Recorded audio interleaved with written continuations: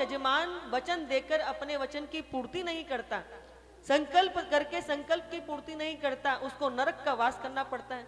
बोले एक तो दान किया, ऊपर से नरक और मिलेगा। बोले प्रभु मुझे नरक का भय नहीं है, परंतु मेरे पूर्वजों की कीर्ति धूमिल हो जाएगी कि वचन देकर के वचन का निर्वाहन नहीं कर पाए।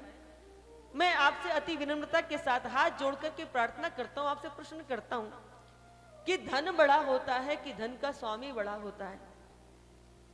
प्रभु ने कहा कि धन से भी अधिक बड़ा उसका स्वामी होता है।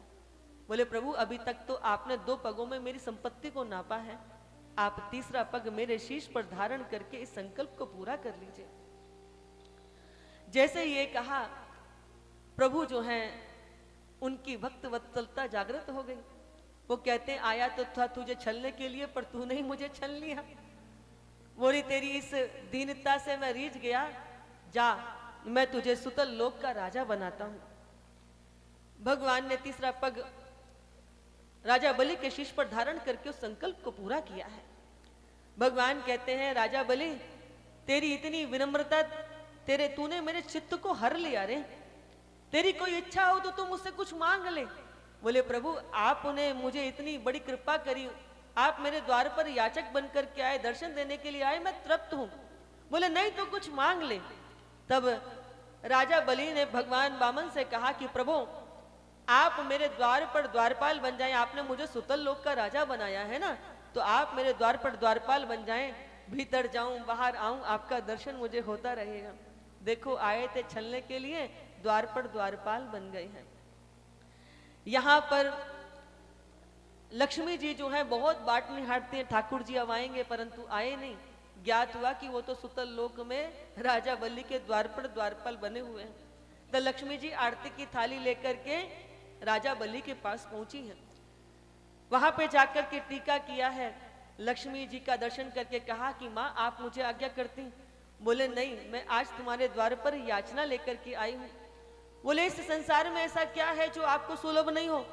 बोले जिसे द्वार पर द्वारपाल बनाया है ना, उसको मुझे दे दो। आज पहली बार लक्ष्मी जी ने राजा बलि के हाथ पर कलाई पे रक्षा सूत्र बांधा है। ये न बद्दो बलि राजा दान वेंद्रो महाबला, तेन त्वाम प्रति बदनामी रक्षे माचल माचला। रक्षा सूत्र बांध करके रक्षा करने का वचन दिया जाता है। हमारे हिंदू सनातन धर्म में रक्षा सूत्र की ये बड़ी पावन और पवित्र कथा है। दुष्ट दुर्विनीत व्यक्ति के हाथ पर भी आप रक्षाबंधन के दिन रक्षा सूत्र बांध दो, वो भी आपकी रक्षा करने का वचन दे देता है।